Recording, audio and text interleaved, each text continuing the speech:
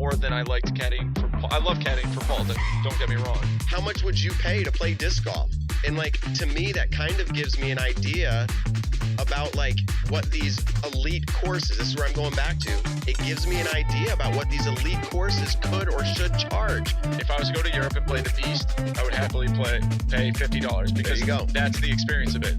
Yarba, on the other hand, is one of the most beautiful looking courses in the world, and it would be a dream to play there. If I had one opportunity, only had to play one round there, I honestly would probably pay $100 There you just go. to say I've played Yarba disc golf course. $100. Anywhere else though, I've never looked at another course and said, yeah, I would totally pay that much. For me, if I can play a free course or I can choose to play a course that's $40, I will do the $40 course every now and Every then. so often.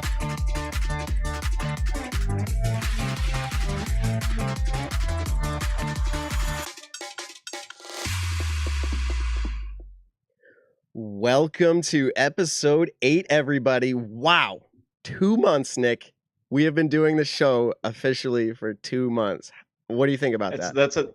It's a pretty cool feeling. It's weird not being in the studio right now. Like, I don't have my screen set up like I'd like to. I can't see how many people are watching or comments or anything like that.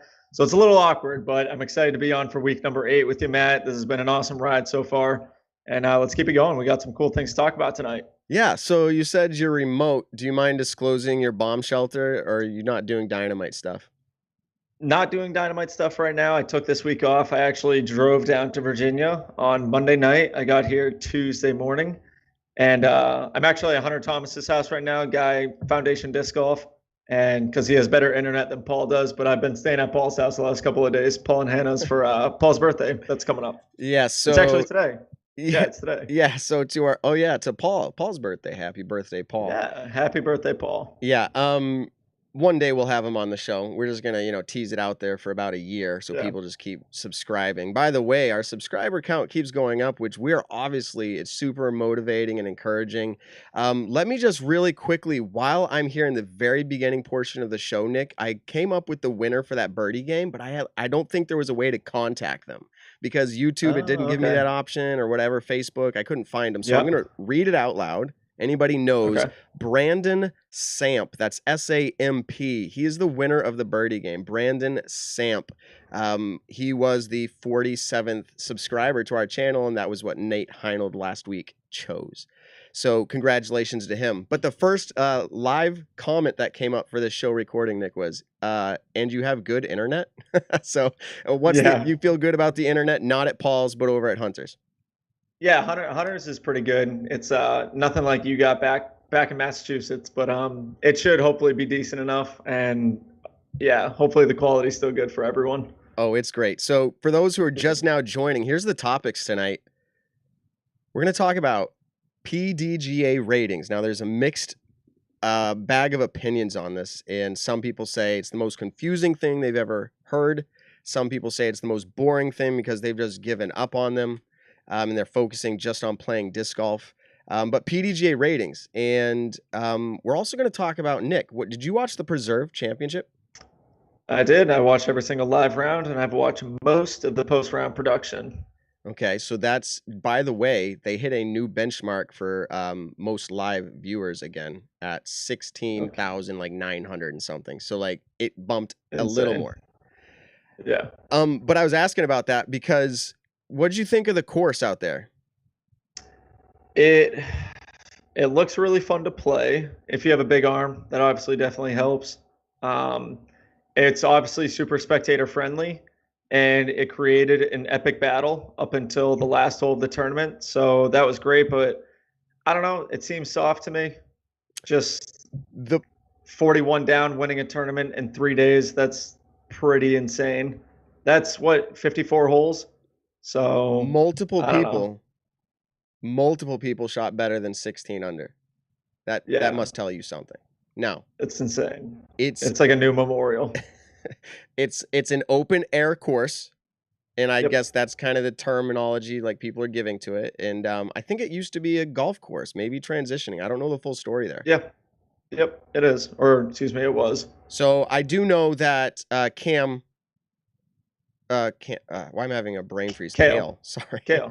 I mean, literally had a brain freeze. If you look at my face and rewind it, you'll be like, what just happened? Like robot freeze. So yeah, Kale said like, hey, I was planning this with no OB, like no unnatural artificial OB, and just like have fun, no restrictions, go. I know that Simon commented on that, and he says he made an official post like recently, like how amazing it is, how it like everything should be this way. And then I think of Maple Hill. Now I know that's an exception, but we're going to talk about the topic of open air courses and out of bounds, artificial, all that kind of stuff. We've got a special guest, and it's not going to be you and me just sharing our opinions on this. We brought in somebody who actually knows what they're talking about when it comes to the hardest topic in disc golf. Yeah, for sure. He's been around a while in the sport. We're going to bring him on. You guys already see it in the title of our show, but we're going to bring in Chuck Kennedy. Formerly, or if I was being formal, Charles Kennedy. We'll bring in Chuck here to talk about ratings, and then we'll jump into judge that disc golfer. By the way, Nick, there were people that went out of their way to let us know that they were bothered that judge that disc golfer didn't happen last week. You know, we thought we would try to switch things up a little bit, and seeing as the comments were people being bothered that it wasn't on there, then we'll keep rolling with it. It seems like it's a pretty fun thing for the people to be entertained with and join along. So we love doing it. Let's keep it rolling. We'll keep it rolling.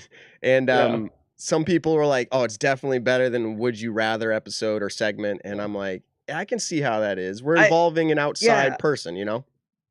Yeah, and I think the Would You Rather, if we came up with some pretty good, like realistic, like, you know, would you rather win Worlds or USDGC? Like cool questions like that, or, you know, I don't know. We can't burn out the same questions is what you're saying. So if you guys have good questions that we could ask disc golfers that you think could be something we could play a game off of, it shouldn't just be a would you rather. We want to kind of gauge maybe a little bit more fun, like how far do you throw? Like that's a really large question, but like something along those lines that's creative. We'd love to hear your input. Thank you guys again for subscribing. Nick, you're giving away a what when we get to 1,000? So 1,000 followers, I'm going to be giving away one of my nice swirly old Proto Kongs, the Proto Zeuses when they first came out. Pretty sweet. I've got some really, really pretty ones back at the house, and so that's going to be one of the first things we give away in the 1,000 subscriber giveaway. Now, wait a second. Are you you don't have to disclose your bedroom location, but are you staying down there in the vicinity of Paul Macbeth? Maybe. Well, yes, I'm staying there throughout the week. Yeah, until Sunday. But right now I'm at Hunters. Maybe when everybody's gone to sleep at the Macbeth house, you can just tiptoe out down to their little training facility. No, I'm not encouraging theft. I'm not encouraging theft. But like something good. Just be like, Paul, can you give something away for our 1,000 subscriber? Maybe he will. So yeah, I'll hit him up later about it. I'll see him in a couple hours. So. It's his birthday. We should be giving to him, not taking. He's given a lot. Yeah, no kidding. Awesome. Okay, so I give him my money when I sign up for a Pro Tour event, so he's good. That's perfect. So Chuck Kennedy, we're going to go ahead and bring him on. Let's do that now. Welcome to the show, Mr. Kennedy. Is it okay if I call you Chuck? Hey. Chuck is fine. All right. A lot of the locals call me CK34 over the years. That was my original AOL account back in the 90s. And March 4th is my birthday, so that's where the CK34 comes around. So that's what's marked on my discs even. Wow. Already. Awesome. And so to the viewers and listeners, you might have just had a slight echo on Chuck. We fixed it there. That was a quick fix. And last week I had a conversation with my kids. Do not touch the sound mixing board. So we fixed our problems. But so let me get this straight, and you can fill in anything I might have missed here. But you've been a member of the PDGA and since 1989. How long have you been playing disc golf? I pretty much started at that point. I was a Frisbee thrower back in the 60s when the International Frisbee Association was created by Steady Ed. And I can't find my member card, but I think he told me that the number I had was from around 1967. So at that point, I was throwing Frisbees and doing skill tests and whatever that were part of that. And that was done. I played catch Frisbee, at picnics and that kind of thing. Mm-hmm. But until 1989 is when I started disc golf. Wow. Okay. Nice. So you have a number that's less than 5,000. So 4949. Yeah. Nick, what's your Yeah, 4949. And actually, I earned that that number from Joe Fight, who's currently the editor of the Disc Golfer magazine for the PDGA. He was also editor of the PDGA newsletter called the Disc Golfer at that time, and I did some charts. In fact, using some of the charts and graphs from the course directory that showed the density of players per course or course density per players in different states. UDisc just published something like that. You guys might have caught that. But Yeah. So I did that manually by hand, going through the paper directory. And for that work that I did, Joe bought my PDGA membership. Nice. That's awesome. Oh. And now you got 4949. Oh, I get it. Yeah. So you earned it. That's totally cool. That's very unique. Nick, what's your PDGA number? 82935. Okay. So he's still less than 100. a A little bit higher. Yeah. Yeah, a little bit. Yeah, I'm less than 100,000. That's actually I just got a cool number for my girlfriend right before the PDGA got to 100,000, and she has 99899. So we were going for the last palindrome we could get.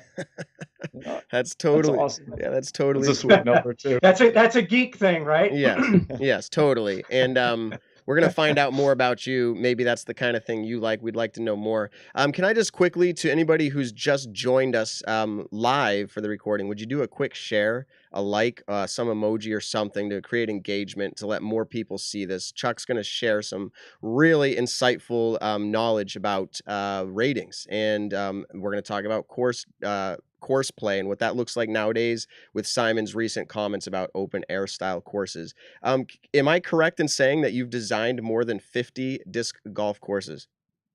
Yeah, it's over 100. Oh. And it put it this way, over 100 when not necessarily solo designs. A lot of times I always had some assistant or somebody that was like an editor, if you will, that would be along with me when I would be like the lead designer. But and I did a lot of the chainsaw work myself in the 90s when we built the courses here in the Twin Cities. Okay. And I don't know if people were aware that at least for a while, the PDGA was sending out people like myself to vet the courses prior to Worlds. Wow. And so I would go out and work with the local hosts on tweaking their courses, try to make them a little bit tougher for the players, and get the distances better for the the gold level players that were going to be the top players. Gotcha. Cool. And yeah, go ahead, Matt. No, I don't want to cut you off. You're up, man. No. I was just saying, so kind of like going down the list we got, you're the father of the PDGA rating system. You invented it and you created it to be what it is. And I'm sure there's a billion questions that we could ask you about the rating system. And we're going to try to get through a ton of it tonight. But what was kind of your mentality in creating the rating system itself? Well, there's if people can abide a little bit of background, I've got a chemical engineering degree and an MBA, worked in the Fortune 500.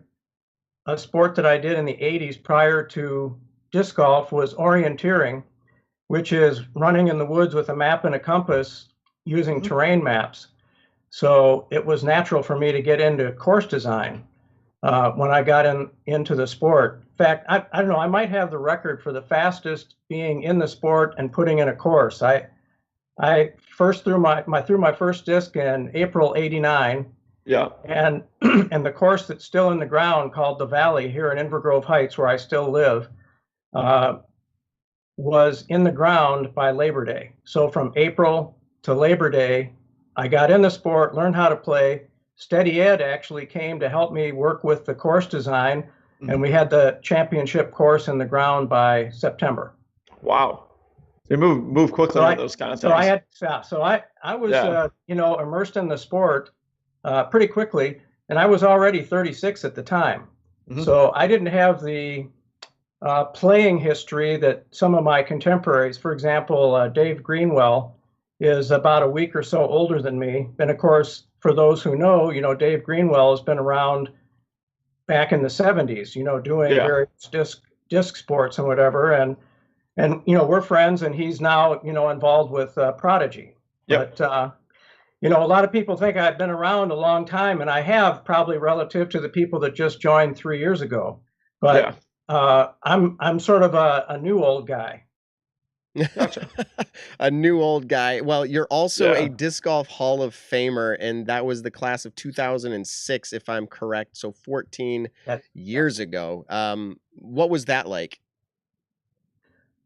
Well, that was a great honor. I think a lot of people, which of course you've advertised, want to talk about ratings, but I've done a lot more things in the sport in different areas than just the ratings, and to some extent, 2006 was barely after we really got the ratings underway for the PDGA.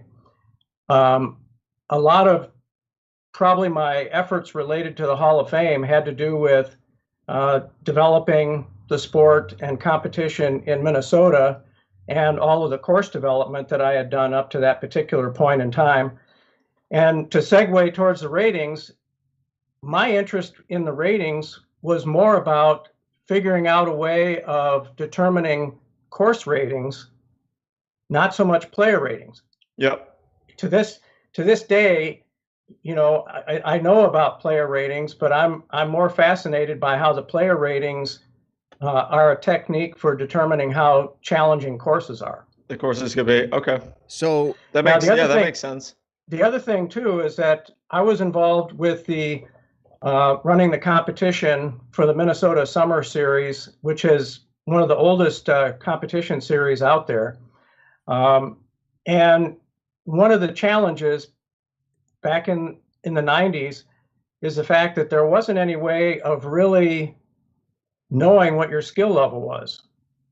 And so we would have Amateur 1, Amateur 2, Amateur 3 were the names of the divisions, but an AM2 in North Carolina was probably better than an AM2 in sort of a state that was just developing. Yes. Yep.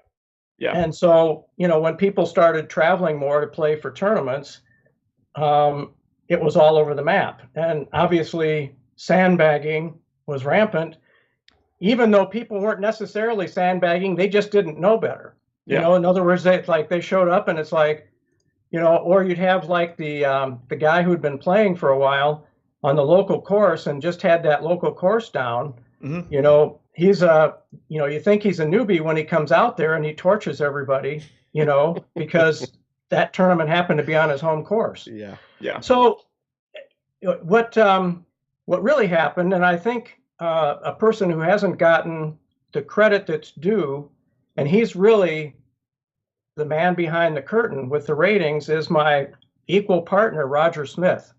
And I don't even know if you guys know him. Nope. I'll be honest, I don't. Yeah, and Chuck, you're gonna Roger Smith. You're gonna drop some names tonight, I'm sure. You already have a few, honestly, that I'm not familiar with, and I'll apologize for that up front. And I think a lot of people will know if they're a student of the game, and I try to be. But feel free to speak about anybody that you want to throw out there and say that they deserve the limelight. So go ahead. Yeah. Well, here's sort of how without Roger, we wouldn't have the rating system. Interesting. I was the one who came up with the formulas and calculations, but Roger still works as a senior analyst for the City of Chicago water system. Okay. And so he's a top level database computer guy. And at the time that I had this idea, it actually came about because Jim Chalice, who was our executive director of the PDGA at the time, he's from Minnesota. He knew about my handicap league system that I had developed in Minnesota. And he said, we need to get a handicapping system for the PDGA.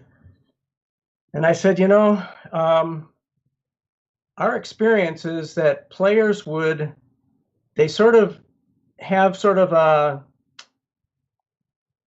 a distaste for having scores being adjusted, at least for tournament competition. It's fun for league level.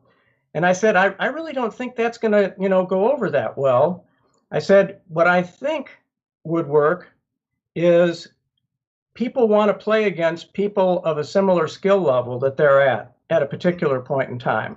That was obviously why we had AM1, AM2, and AM3. We just didn't have a way of determining who those people were. So at the time, Jim sent me a communication from the statistics committee, which Rob Hauer was in charge of. He was a fellow from the Ann Arbor Club, and Roger was on that committee talking about using handicap type stats as a way of calculating courses. And I took a look at that and I said, I wonder if there's a way we can bounce back and forth between players with ratings that generate a course rating, and then from that course rating, it generates what your player rating was in that particular event. We had no clue at all whether that was going to be possible. And in fact, one of the common questions is, why not do it like ball golf? Mm-hmm. And we were thinking, well, maybe we should figure out how to do it like ball golf. I was a ball golfer. I was familiar with handicapping in ball golf. I didn't have a handicap, but I was also familiar with, I was a competitive chess player in high school. I won the Toledo City Championship, and our high school won the championship way back in 1971. I'm so glad you're on our show, Chuck. I'm seriously overwhelmed right now with just feeling like this is awesome. So keep going, share what you got. So you're a chess champion. So I was familiar with the chess rating system. I was captain of the team and, was really into the stats and how that worked. And in a way, that was sort of, maybe there's a way of, because basically in chess, the ratings of the players that you play and your result against them determines your new rating. So, it was like, geez, can we do that, for disc golf? The trick is that when you're playing match play against somebody in chess, you're always playing on the same venue. It's a 64 square board. With golf and disc golf, you have a course, and no course is alike. There's no standards. There's nothing consistent about it. So what we had to do is come up with a mechanism to essentially use ratings of players to create a course rating, which is an intermediate step, and then produce the player ratings for that round, from that number. And so that was an interesting challenge, and it had to fall back on my math skills and do some what-ifing and testing the formulas and testing them out. And they got me together with Roger. Once they, when I say they, Brian Honegger was our administrator at the time, and he thought this was a cool idea. So he got us together, and Roger and I clicked, and we started experimenting with the data back in 98, 99. And of course, now here's the interesting thing. Our intent was to gather data, and after we had enough data, we would establish the course rating, just like ball golf, right? And yet you started taking a look at it, and in ball golf, you have a situation where you have relatively the same course from day to day. They typically don't play in the winter, and the only thing that changes is the position of the pins on the green, primarily. Of course, you have dry grass and all these other kind of things. But in case of disc golf, we had courses ranging from 3,000 feet up to eventually 7, 8, 9, 10,000 feet not at that point in time, but still, courses that were like double the length, of your shortest course. And it's like, wow, how can you come up with factors? And if you think about it, problem is, where do you start? Like, people say, well, why don't you just use length? Well, what does that mean? 3,000 feet is this number. Does that mean 4,000 feet would be this number? Yeah. Who knows? Who knows? In other words, where do you start? Where do you get your reference point? So what we did is we used the data from the 1998 Cincinnati Pro Worlds. We figured, well, we'd start with the best players in the world, and we just arbitrarily said, we're going to take the average of the 100 best scores thrown on each of the 4 courses. And whatever that average was going to be the SSA. The course's rating. Course's rating. Okay. And then the thing is, it doesn't really matter where you start. It's as long as you can stay consistent from that. So basically, we created our 0-point calculation from that particular point and assigned those numbers 1,000 rating. Now, that was an interesting thing. If you think about handicaps in ball golf, your scratch player has a 0 handicap essentially. And I thought it would be kind of cool thinking about baseball stats is, batting 1,000 would be cool. So what I decided to do is transform the numbers so that 1,000 would be our world-class number. And if you shot more than 1,000, you'd be a world-class player. Yep. Or average more than 1,000. And if you were less than that, it would be something you'd strive for. So that was a marketing thing, but it required a little bit of math skills to do the transformation for that. But I think that was a good call. I mean, we see now how excited people are, and that 4-digit number, that's like a magical thing, for a lot of people to shoot for. So that was just, like I said, that wasn't a math decision. That was like, I think that would be cool. So we took that data and we basically propagated right now your rating. If you have a player rating, it can be almost like a genealogy chart. Your rating can be traced all the way back to the 300 people that played in that Cincinnati 98 Worlds. Mm-hmm. So we have continuity in our system, where the numbers go back and forth between ratings to course rating to rating to rating to course rating. All that loop has stayed consistent all the way through. So it took a while. It's a little bit like, how the person who bought the first fax machine couldn't really use it.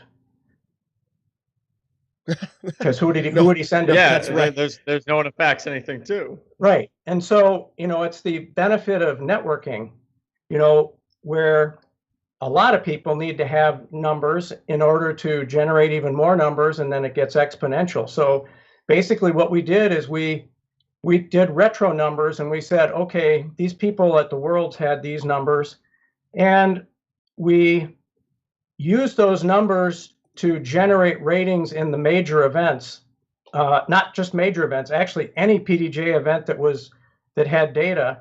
And remember, back at that time, it was all manual sheets. We were getting pieces of paper that had numbers scribbled on it, whatever. There was no Excel spreadsheet.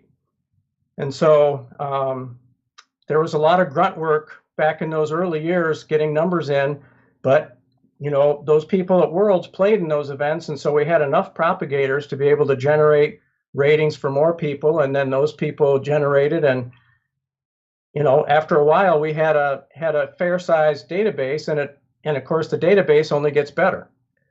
Wow! So that's kind of the early times. Why don't you guys jump in with some questions here? Yeah. So Nick, I don't know if your volume's up on your side a little loud, but I'm getting a little echo from computer little speakers. echo. It's on someone's side, but that's okay. Just talk closer to it if you can, Nick. But Yeah. so Yeah. no, that's fine. So Chuck, you mentioned like it's a genealogy that can be tracked back, and I think I take your point to say that it continues to get better because it's all part of the original setup or stage. It's all part of that. It's never getting wiped clean. It's continually getting better. Is that what you're saying? Like our ratings today? Well, I mean, better from the standpoint that there's more data. Yes. More data is better in that regard. And I think, carrying it further, Brian Honegger, who was he was our executive at that particular point in time. He has also been our international liaison for the PDGA, speaks a few languages. He's still in that position for the PDGA. If you ask him, he'll say that the ratings was the #1 thing that broke open the interest internationally in becoming members of the PDGA, because they wanted to compare their ratings with Climo. They wanted to compare it with Barry Schultz. They wanted to compare it with the U.S. players, which was the dominant database in the world at the time. And so I feel good about that. Was one of the things that was a big contribution, was the fact that we brought the world together. And for comparison, in ball golf, they have the USGA is the American system, the Royal and Ancients is the British system, and I think there was a European system and maybe an Asian system, all that did handicapping and things differently. Just recently, if you follow this, they have gotten together and are trying to consolidate their information, and they're actually moving towards what we're already been doing for over 20 years. Wow. So, to bring their numbers together. Wow. Yeah.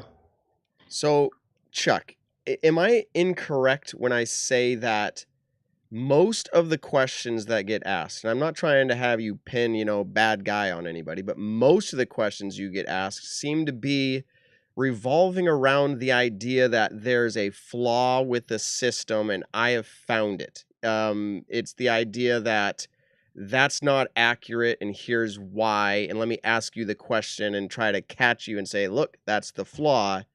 Does that happen? Does that happen a lot? I see you tagged all over social media. Chuck, answer this question. Why is my rating so poor? It seems like that's where people are coming from, in my perspective. What's your experience? Yeah, absolutely. I think one of the things that is hard for people to grasp is the fact that the course is literally different minute to minute. Mm-hmm.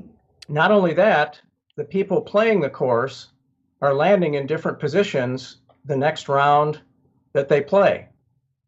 And so the more number of people that you have, which we call propagators, and those are players with established ratings based on at least 8 rounds. Mm-hmm. The propagators are not only landing in different places, but if you actually started thinking about all the different things that might be different from 4 hours later, here's one of the ones that I like to use to be a little bit sassy. Is was the sun in the same position in the afternoon when they say the course is identical? Yeah.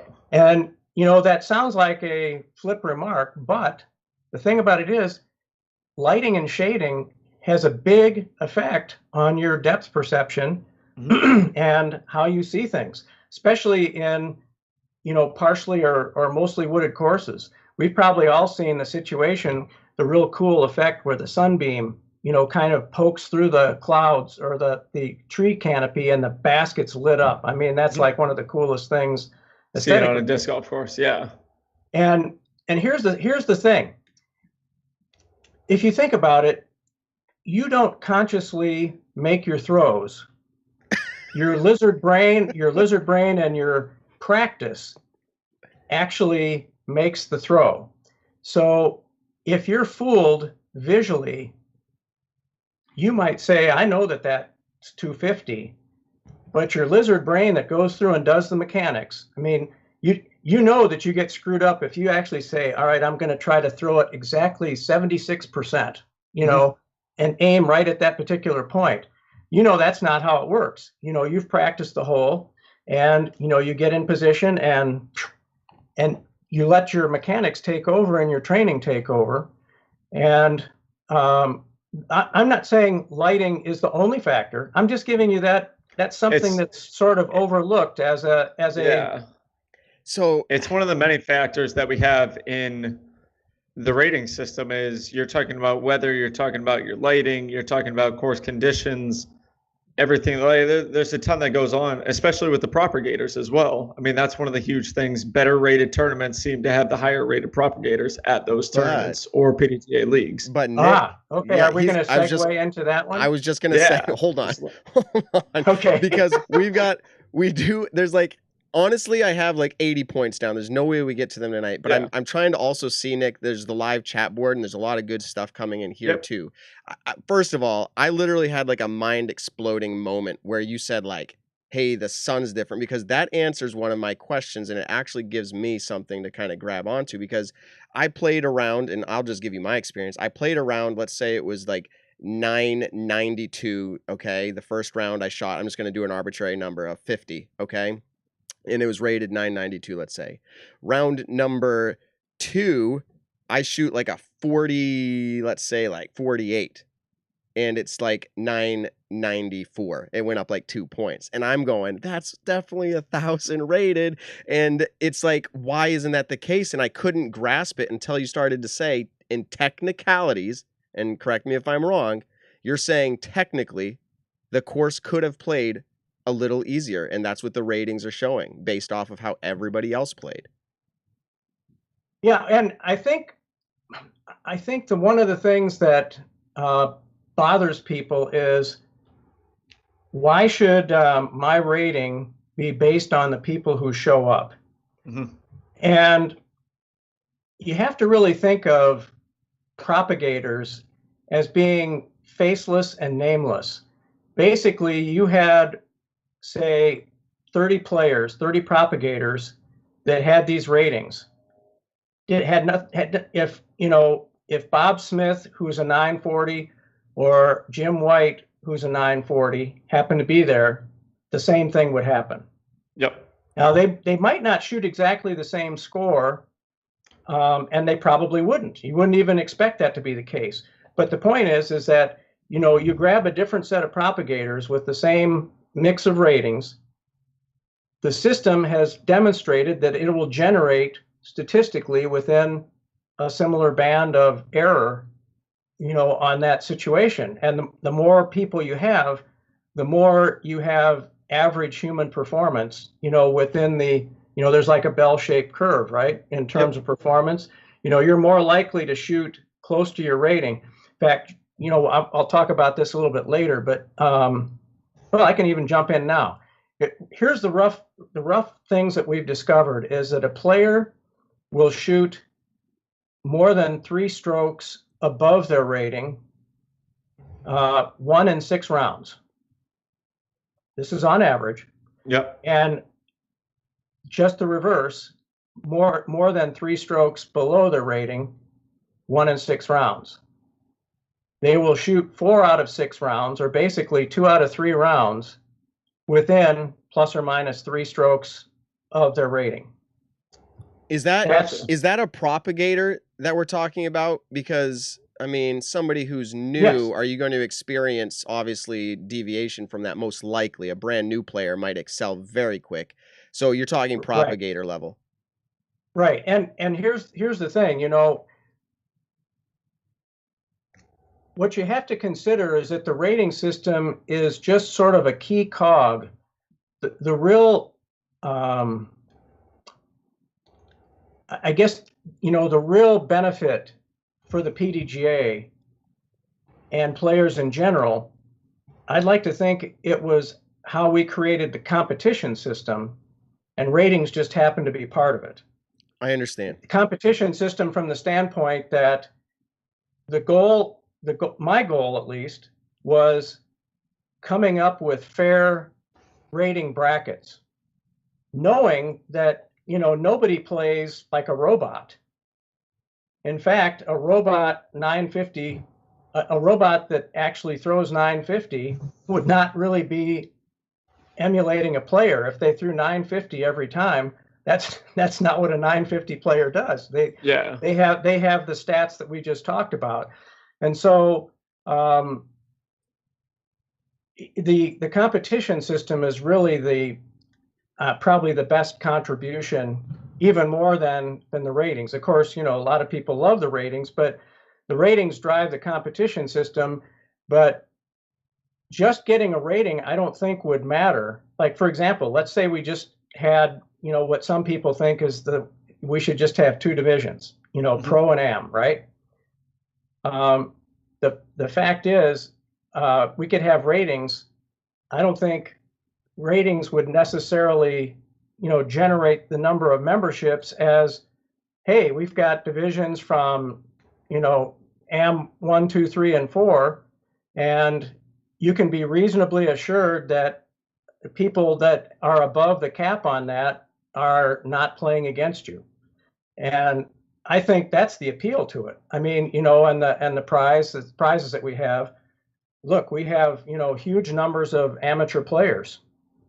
So the competition system to me is really the bigger contribution overall than just purely having the ratings.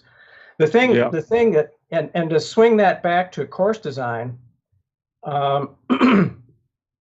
when we originally got to the point of, doing a proposal for the PDGA, it took until 2002 for the PDGA to, embrace the rating system and incorporate it into the competition system. There were I won't even go into some of the details, but there was a lot of back and forth on that with regard to doing it. And, Roger and I and a couple other volunteers had been crunching data manually for almost 5 years, showing that it worked and it was, a legitimate situation. But go ahead. Yeah. So I think it's incredible the amount of things that went into this. And what you're sharing me is very insightful. Some of these questions that I think we can ask now that I kind of alluded to a minute ago, people trying to stump the system. Right. I think you've set up kind of the foundation to where now maybe you can kind of just give a quicker answer towards some of these thoughts. Because I know I'll see you, like I said, social media, be able to give a fairly quick answer like, hey, there was an OB for the women's round, or I've seen things like that even recently. So here's one of them that came up.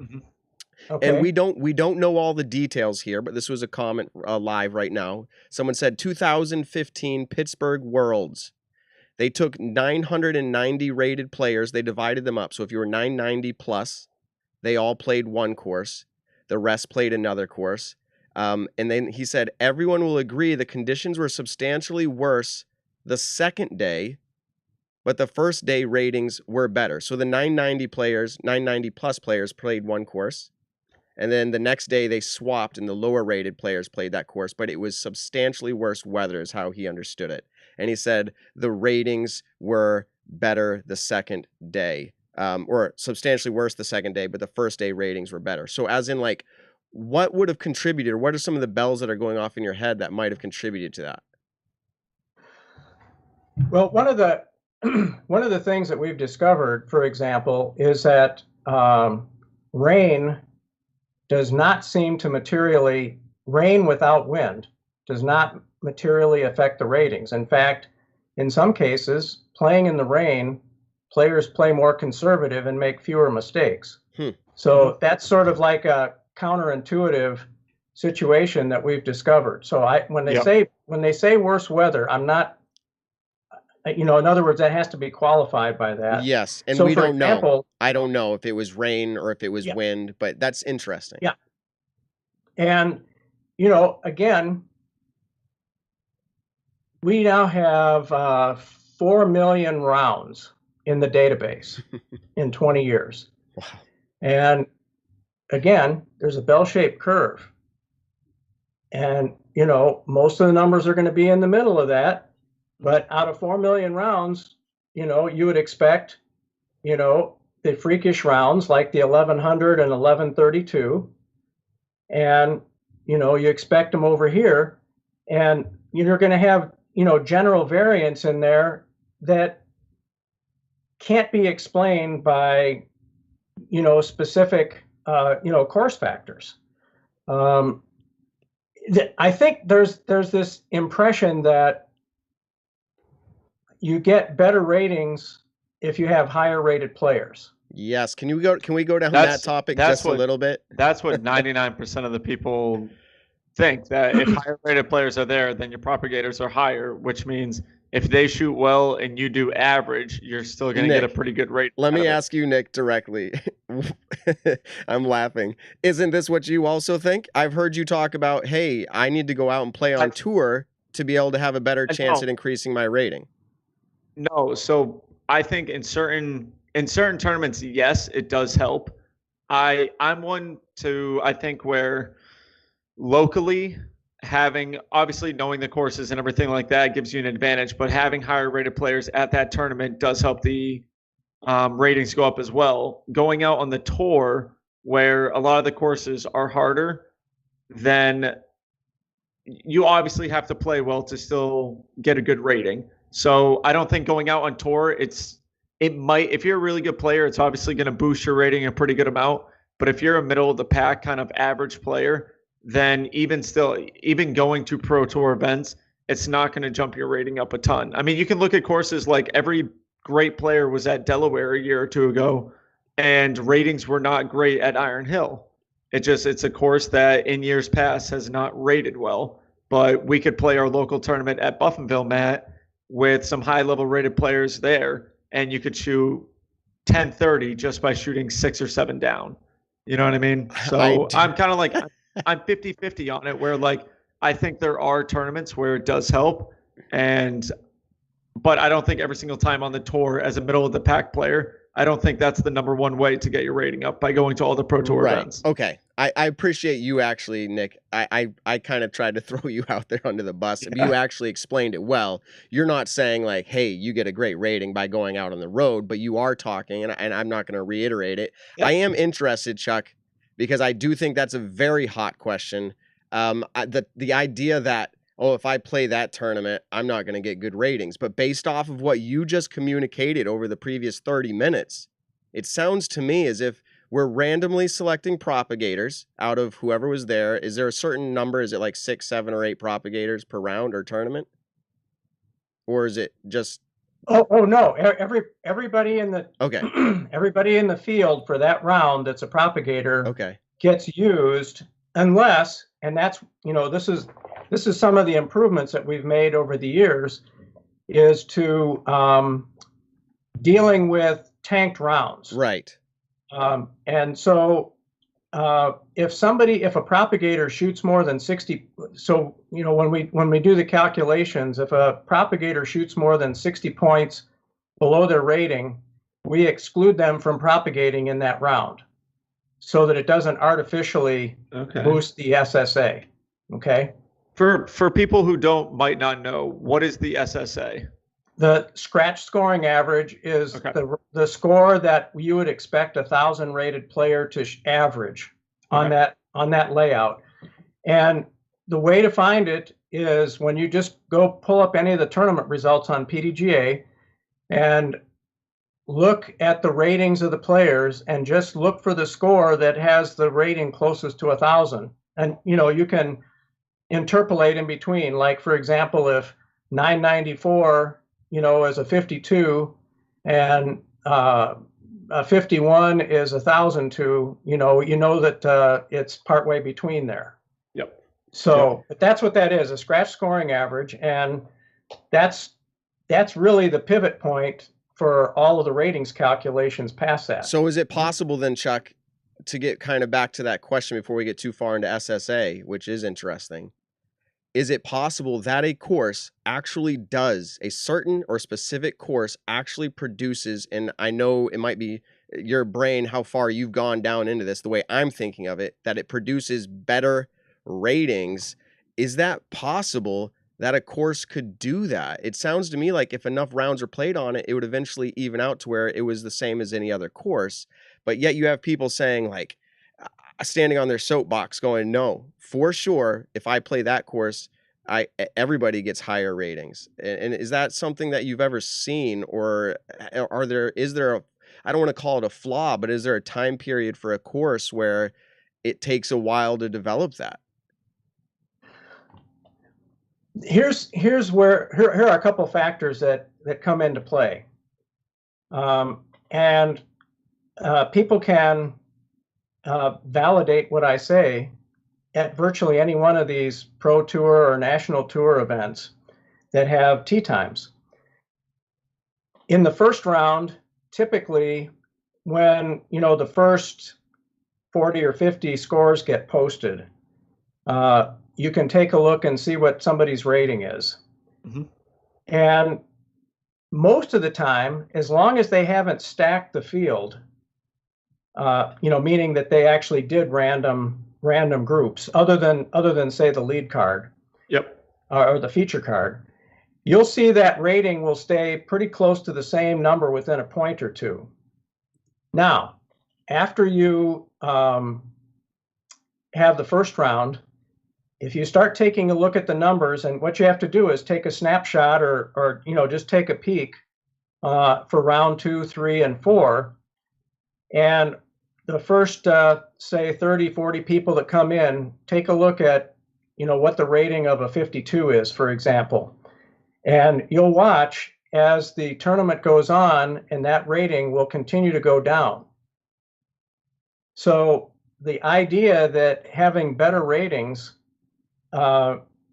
is going to improve your chances is disproven right there, because those higher rated players who are shooting better are actually driving down the SSA as they go along. Now, here's the reason why people looked at the wrong end of the scale.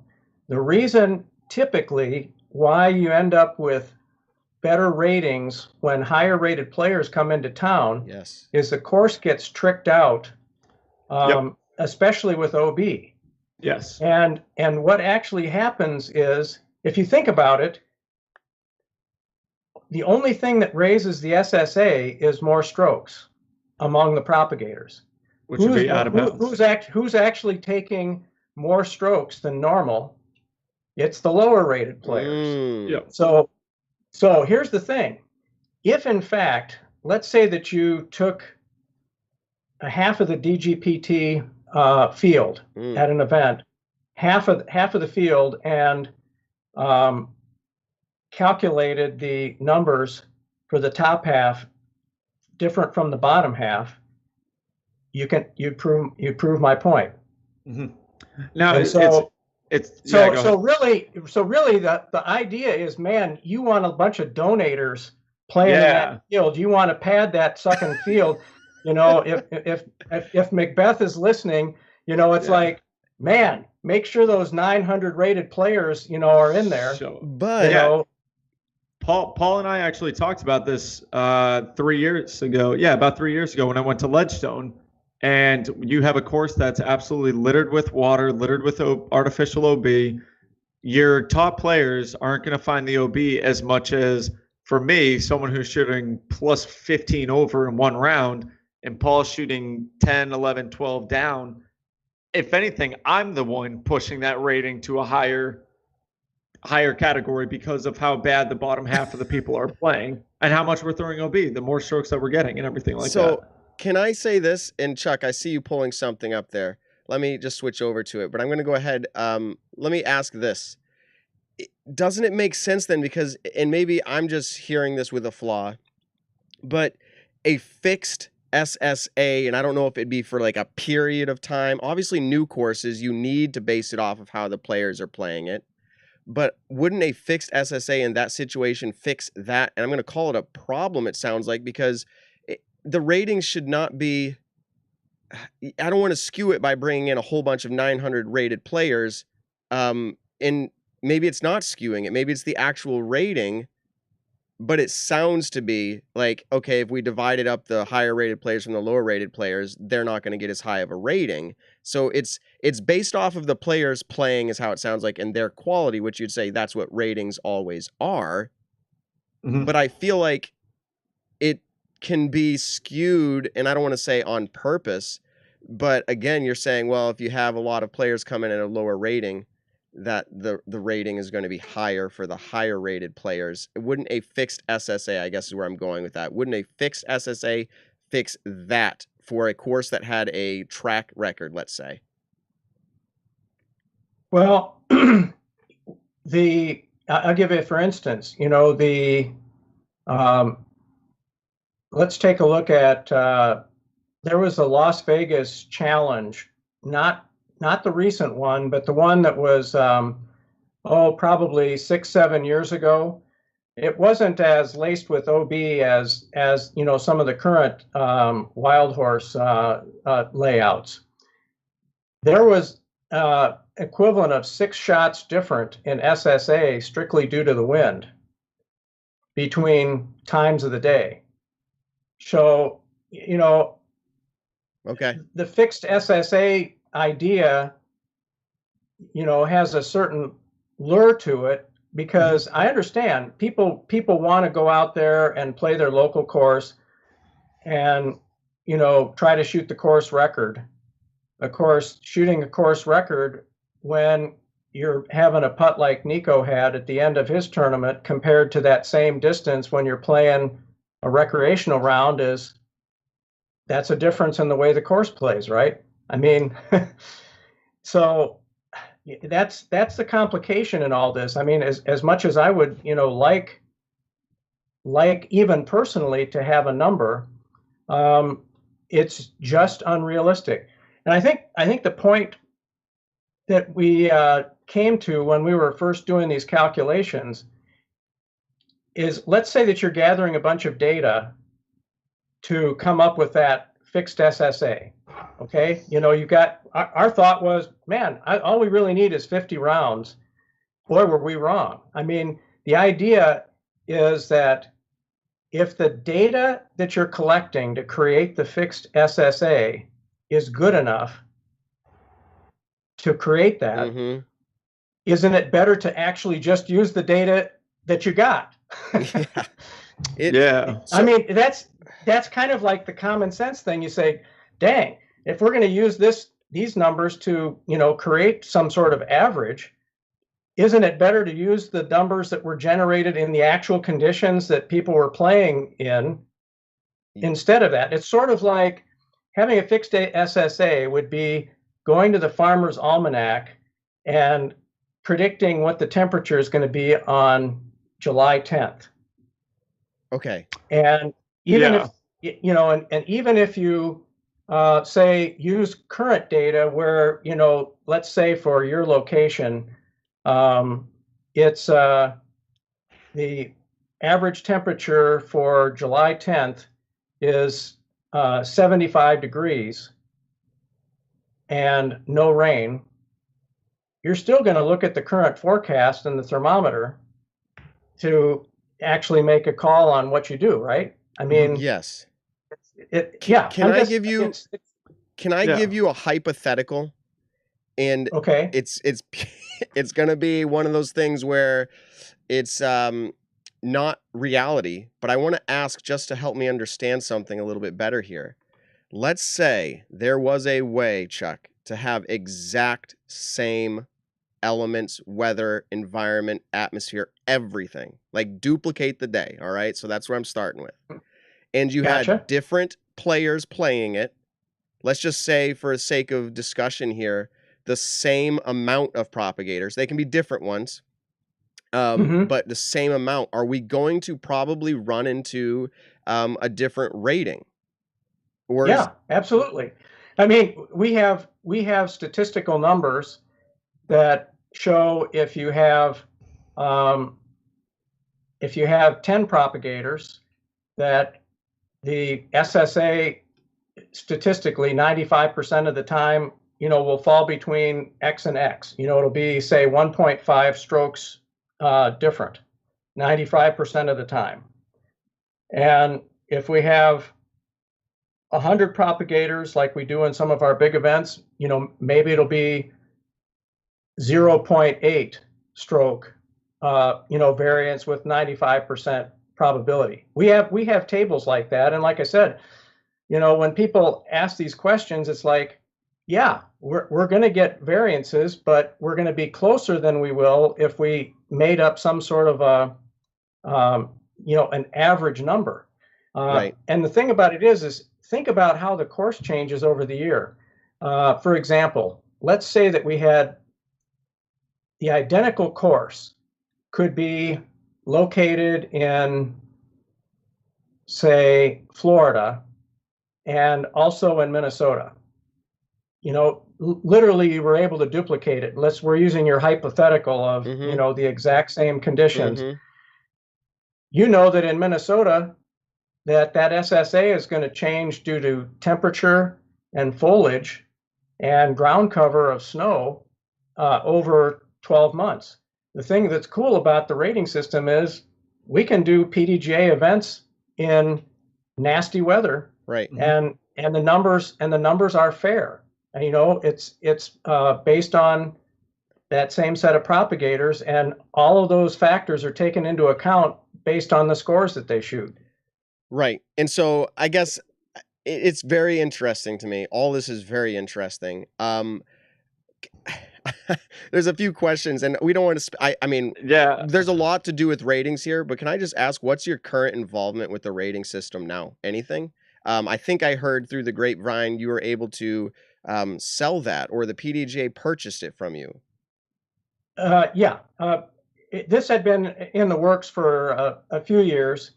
The IT team, Steve Gans and Pete Christ, had been working on converting the tournament manager spreadsheet, the Excel spreadsheet that we had been using. That's actually what I created with Brian Honegger and Roger for gathering data back in the early 2000s. And, it's been updated and tweaked and whatever. And that was really the tournament director's stat sheet or whatever that allowed them to send the data to the PDGA for things beyond ratings. Ratings was just one part of it. It was, payouts and new memberships and all that. And so the plan was to first get the tournament manager online, web-based system, get that debugged, and then take a look at figuring out how we could bring the rating system into the PDGA's web system, because the way that the system was working is they were getting the data and the tournament manager, transmitting a data file to Roger, and Roger would crunch the numbers and then send the data file back to the PDGA. And then on that magic day of the ratings update, the PDGA would pump the data into the files and you would get to see your new rating. And so now they had made an offer, and they've now purchased the PDGA version of the rating system.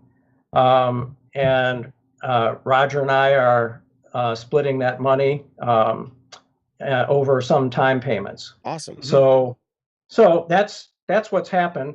Can I get you really quick? Can I get you really quick, Chuck, to pull off your green screen so I can get you up larger so people can see you a little bit better?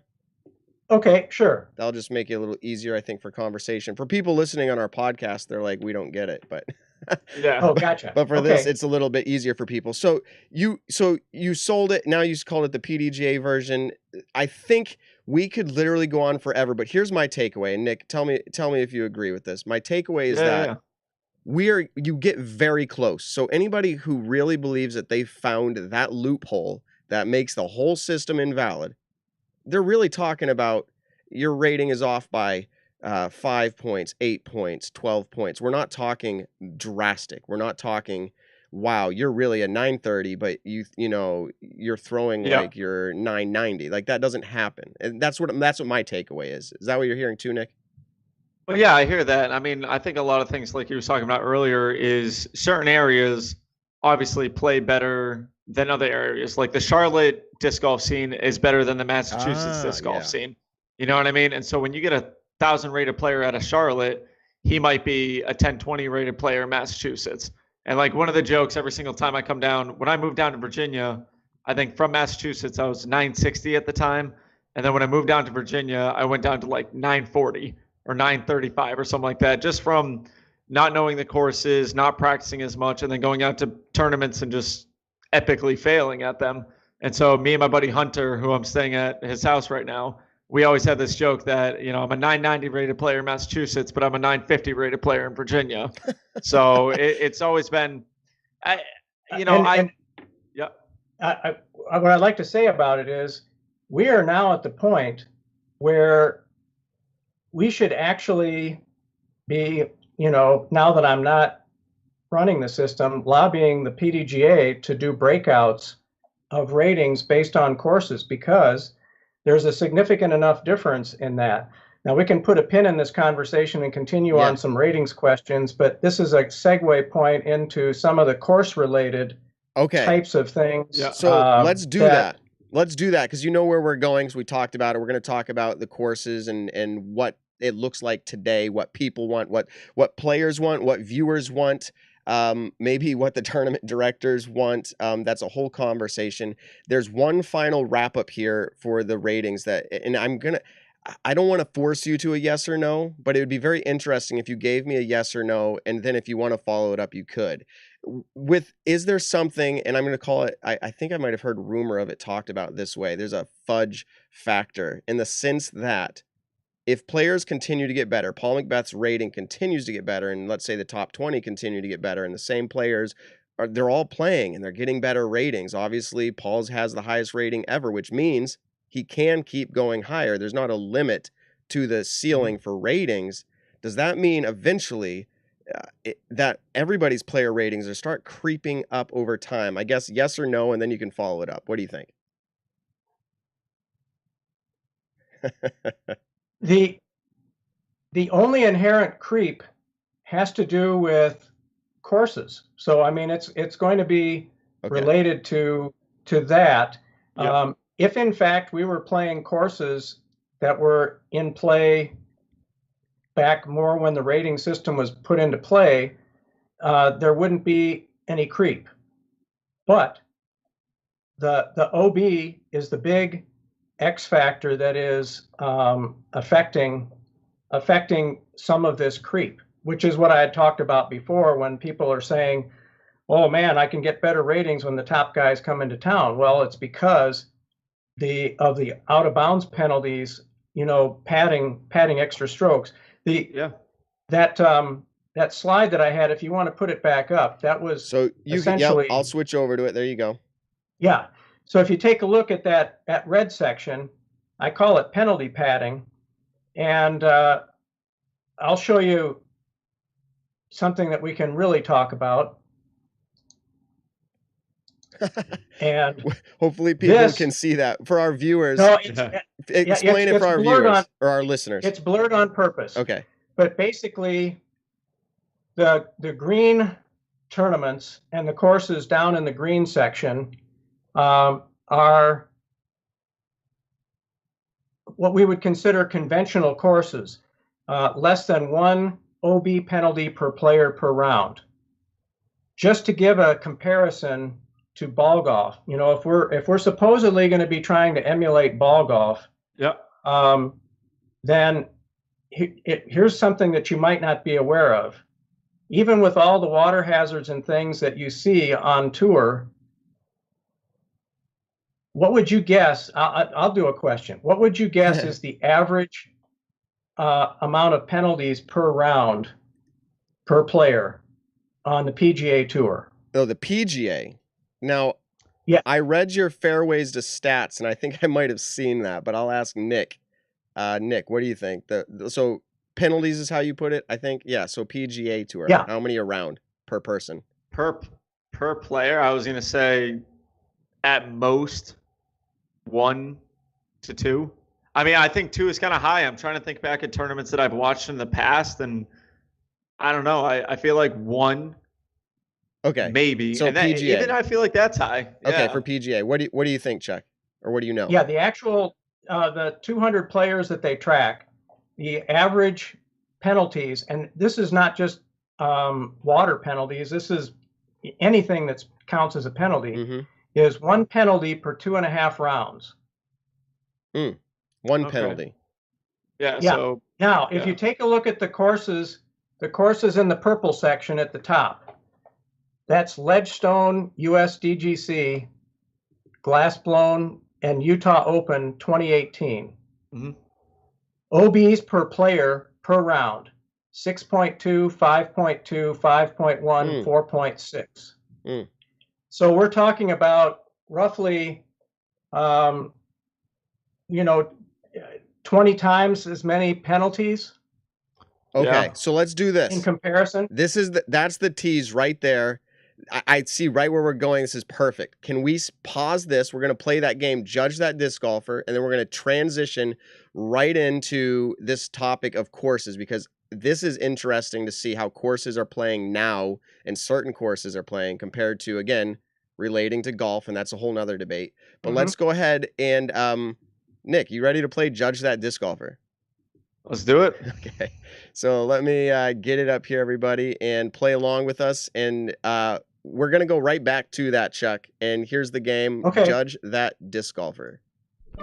Judge That Disc Golfer, the game show where you judge a disc golfer you've never met. Can you tell us your name? I'm Darren Belanger. All right, Darren. So how long have you been playing disc golf for? About 3 or 4 years. 3 or 4 years. But I've been throwing the frisbee longer than that. A frisbee longer than that. Okay. Do you have a PDGA number? I do. Okay. Do you know what that is? 111021. Okay. And the 100,000s, do you have a player rating that you remember? I'm pretty sure it's 886. 886. So here's a little bit more insight, Nick, for you. Have you ever played in a tournament? Yes. Okay. What's your best finish in any division? I won MJ15 at the Mass Junior Smash Junior Tournament last year, and then I won Rec at a C tier the year previous. Okay. So here we go. First question we're going to ask you is, how far can you throw a disc? Okay. So this is how it's played. Chuck, we asked him, and you heard his introduction there. How far is he going to say? That's how the game plays here. How far is he going to say he can throw a disc? He said he was rated, what, 8 something? 880? I forgot. I missed the number. But all right, Nick, we're going to make you go first. We're going to let the guest go second. How far is he going to say? So my insider knowledge on this kid is that he is friends with Tim, who we had on the show 2 weeks ago. Oh, did you? And By the I way, actually- did you get out with Tim? Yes. You did? I meant to say that last week. Yeah, we had played a couple days after we did our podcast 2 weeks Wow. ago, and we were playing hole 11 whites, which at Maple Hill is about 420 feet downhill. And we were with Kevin Cole, who's one of the furthest throwers in Mass. And so we're all like, you know what, let's see you rip, Tim. And he actually did. I think he said in the podcast he could throw a 425 to 450. He probably threw one about 20 feet past White's basket, which, is probably a 440-foot drive. Okay. Anyways. So I did off not topic know. completely. So I did not know. Well- This is totally set up now for you to win, Chuck. We got to see. Well, he had told me that, his buddy was going to be our next guest on the Judge That Disc Golfer. So Oh wait, was I'm he gonna out there? say- His buddy wasn't out there. his buddy was no. Okay. His buddy is he Good. wasn't with us when I went out Okay, and played. so here so we I don't go. know that. How I don't know that far- kind of knowledge. Yeah. How far is he gonna say he can throw? 350. Okay, 350. I can put him back up if you'd like to see him, Chuck, just to make that judgment. How far is he gonna say he can throw? That's no problem. Is this like Price is right. Price is Right? You can't you don't win if you go over. You can So answer. if I say 350, but you say 375, obviously pretty much anything over 375, you would get the point. Yes. Because But you know. Yeah, I was gonna say 390. okay, that's perfect. we prefer that people don't just choose one over because that sounds kind of, whatever. Yeah. But here we Yeah. go. Let's see what he answers. Let me pull this back up and we'll see what he's got. So here we go. I threw last Saturday. I threw 430 flat ground. Wow. 430. So Chuck, yay, we have our sound applause in the background. We'll get that in there one day. Okay. So Chuck, you got point number 1. Nick, is this gonna go like usual where you let the guest win? No. Yeah, probably. That seems to be He's the way to hoping do I'll it. give him a good rating. Oh, wait, I can't do that anymore. Yeah, exactly. That was gonna be one of our questions. We were gonna ask if you could adjust our ratings for us. Okay, so here we go. There's 6 questions. You got question number 1 up on the board. Question number 2. Here we go. 430 feet. Can I just ask, how are you measuring that? I use UDisc. Okay, shout out to UDisc. We had Matt Kruger on a couple weeks ago, and so he's the guy, the brains behind that. Let's ask this question to you. How many discs do you have in your bag? I just counted and I got Nick, I can see you off camera, and I see your eyes like, really quickly like, wait, there's Yeah. a disc golf bag in shot. Like, So let me count okay, it. Yeah. everybody else could see that too, including Chuck. So this is totally fair, but I don't know. You're gonna have to see. We're gonna let Chuck go first here. So now, Chuck, how many discs are in his bag? Let's see, 22 and a half. So I get the over and under. Yeah. 22 and a half. Is that counting the mini? Is that what you're doing? Yeah, the mini. We'll count the mini. The mini as well. I'll go with 22 is actually what I was gonna say. So I'll go 20. I gotta make, because that's about what I want. Oh man. Okay, so this is gonna be close. Let's see what happens here. Let's give him the opportunity to answer. I think it's gonna be 22. Here we go. 23. Oh, 23 man. discs. All right, Nick. Were you close? He's gonna have back problems in like 3 years. 23 discs. He's practicing to become Feldberg's caddy. Yeah, exactly. Feldberg with 33 different molds. He's gonna have back problems. 23. So incredible, Chuck. You said 22 and a half. You should have just picked that one more half. You would have had the right on the money. That was really good. All right. Nick, you said you wanted it as well. You should have went to 23. You would have had it. I should have. I was like, you know what? I don't want to go one off of it. It might be a little bit less, but Very it's all close. good. That's very, very close. Okay, so Chuck is up 2 right now. So let's go ahead and get into question number 3. All right, let me pull that up. Here we go. How many aces do you have? I have Okay, we simply asked him, how many aces do you have? And you heard him start to say, I have. And now, Nick, over the previous weeks, we have people say, I have 0. I have 0. I have 0. I have 25. Yeah, it's like all over the board. So he says I Yeah. have, but is he going to say 0? 4. Nick answers 4. No, I'm gonna go with 4. All right, so Chuck, he answered 4. You get to choose now. He says he's been playing 3 or 4 years. You heard his rating? I was gonna say 3. Okay, so Nick's got the 4 and over, and you got the 3 and I under. got the 4 and over. All right, Nick. One of your comments in like one of our very first episodes, when someone answered like 0 or 1, you're like, I would hate to have waited 7 years to have 1 ace. Oh yeah, like I think Simon had said the first week that most people don't get their ace for 7 That's what years, it and I was. was like, dang, I got mine like, I don't know, what was I playing? Probably a year or 2, Matt. Well, Nick, when I got it at Pyramid You're Leagues. just a different breed of disc golf. Just completely different breed of disc golfer. Now, just as an aside note, I had 2 last week, both for pay There you tournaments. Our local Mulligan League, it was a Mulligan ace on the first hole of the round, and also up at Highbridge, I aced on Sunday. So 2 in a week. Wow. That's They insane. do say they do say aces come in pairs usually or something like that. Yeah, no kidding. Hey, also, I had one a couple weeks ago. yeah, and I haven't had one in a few years. But Darren actually just jumped in the chat board, everybody. He is here live watching as we judge Here him. live. Yeah, so let's see what his answer is. And this was question 3. We'll see what happens. Let me pull it up. Here we go. The answer for question 3. one real ace, but I have one other kind of fake ace. Okay, so a fake ace, and he'll actually explain that here in just a second. But that point goes to Chuck. That's Ace. Chuck's again. But he said he also had one. What did he say? Fake ace. Let's see what he says about the fake ace, and then we'll pull up question 4. Chuck is in the lead, 3-0. 3-0. All right, here we go. Okay, do you want to explain the fake ace? Okay, after I played around at Newton Hill, shout out to Newton Hill, I was throwing random shots on hole 1, and it went in. It hit off a tree and went in. So practice ace. Practice. All right, so you have one real ace. All right, let's ask this question. Do you have a favorite pro disc golfer? I do. Okay, you do. So who would that be? That would. Okay. This one, you got to just judge by the view that you've seen of this individual and how he's answered. No kidding. Now, the way we're going to do this, Nick, I was talking to a few of our fans, and I think people would like if we actually go until we get a correct answer. And so we'll give like 4 guesses if it takes getting to that. Yeah. Kind of like we did the disc. That makes sense. Yeah, kind of like we did the With disc the mold favorite guess disc. before. Yeah, exactly. Yeah. So, yeah. okay, so I think Chuck's up first here.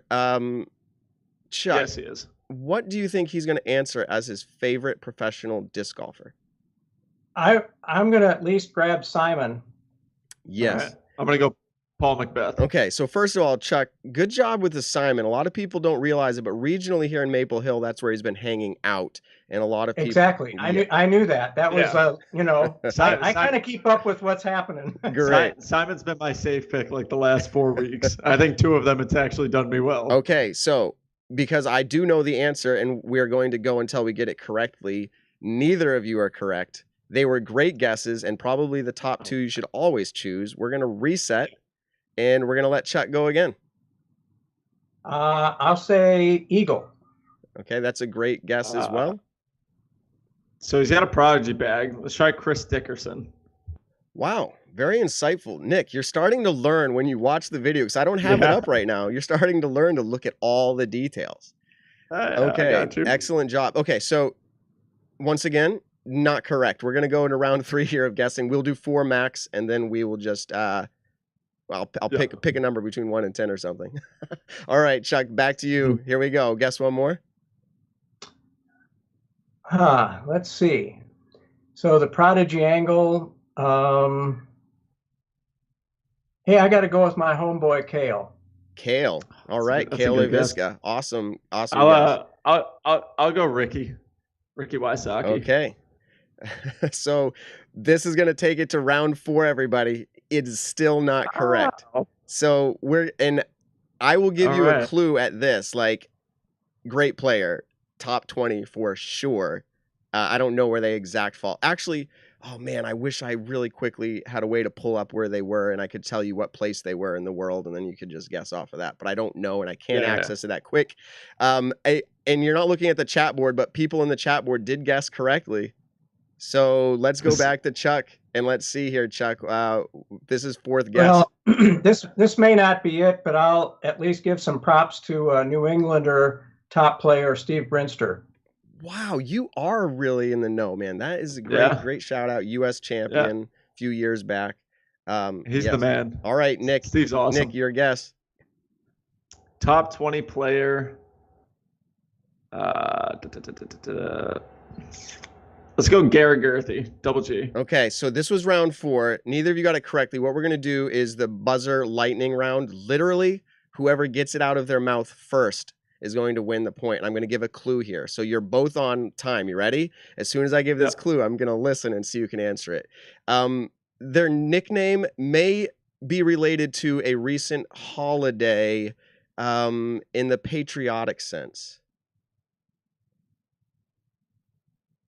In the patriotic sense.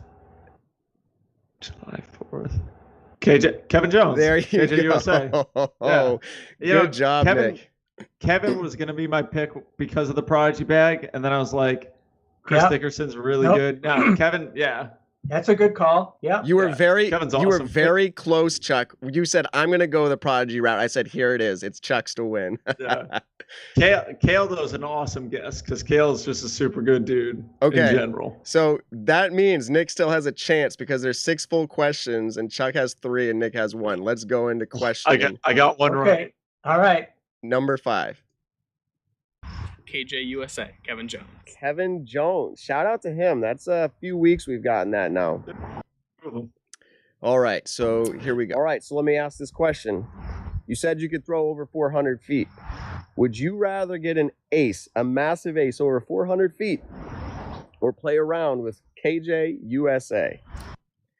Okay, so Nick, you're up, I believe. So what's your answer? He's going to play around with KJ USA.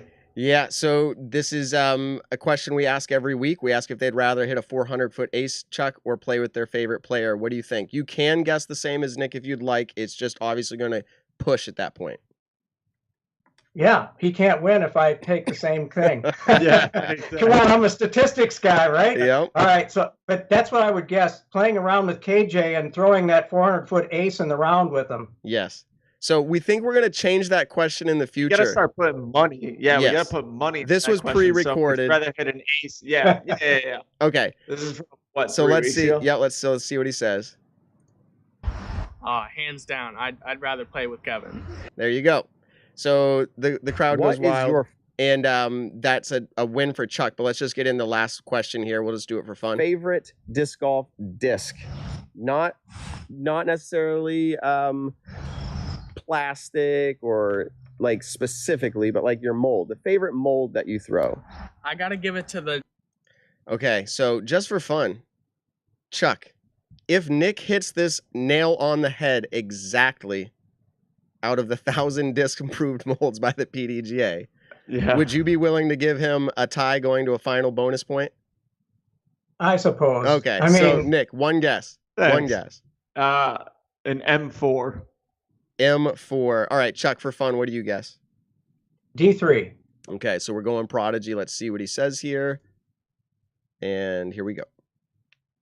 Discmania MD3. I carry like 4, Oh. and they're all really awesome. All right, MD3. So I wait a minute. I got 2/3 right with the D3. Yes, I know. One third. You get 1/3. At first, when you guys were You guessing, got 2/3. You got 2/3 actually. Yeah. when you guys You're were right. guessing, I was like, man, it sounds right, but it's not. Okay, so here we asked him a question, what was interesting in his bag, and this will close it out. So let me just pull that up. What would you say is the most unique thing in your disc golf bag? Well, like 2 years ago, I won this wonderfully dyed Yoda disc that I keep. I never throw it anymore. I just keep it as a good luck charm because it gives me the force. So that's all I care. Awesome. That's awesome. Thanks for joining us tonight. Have a good round. Okay, so that's Judge That Disc Golfer. Chuck, you are our winner. Nick, how many have you won, Chuck? I mean, how many have you won, Nick? Like, one? Realistically, maybe one. In 8 I want weeks? to say maybe one. Our guests come in swinging hot. So congratulations, do. Chuck. Way to go. So was that disc a force that had the hot stamp? He didn't say. We'll see. We'll see if he answers that in the live feed, and I'll be able to confirm in just a minute if he's still here. That's a great guess, though. That's a great guess. And somebody just commented, Nick, you owe another lunch. I do. I think I'm up to 7 lunches now or something like Now- that. So Chuck, when I see you out on the road at some point, I'm either going to give you $10 or we can go out for lunch. Nick needs a sponsor. I got you. I don't know if we can go eat inside anymore till for a while at least, right? We'll have to get takeout or delivery. This You is know, too funny. Get the mask on. This is too funny. Nick, you need a sponsorship now to like actually. So you need a sponsorship to tour, and now you need a sponsorship for. Yeah. I need a sponsorship for a lot of things in my life, and Chipotle would be a great one for the podcast. And just anyone who's going to give me $1 million a year to travel the country and play disc golf, that's another great one, preferably. Okay. Okay, so let's do this, Chuck. You started transferring into a few things, but let me just kind of queue up this topic here, and this will be our closing out topic. And we can talk as long as we want to, but I'm hoping we can do this somewhere in the range of like 15 minutes would be awesome.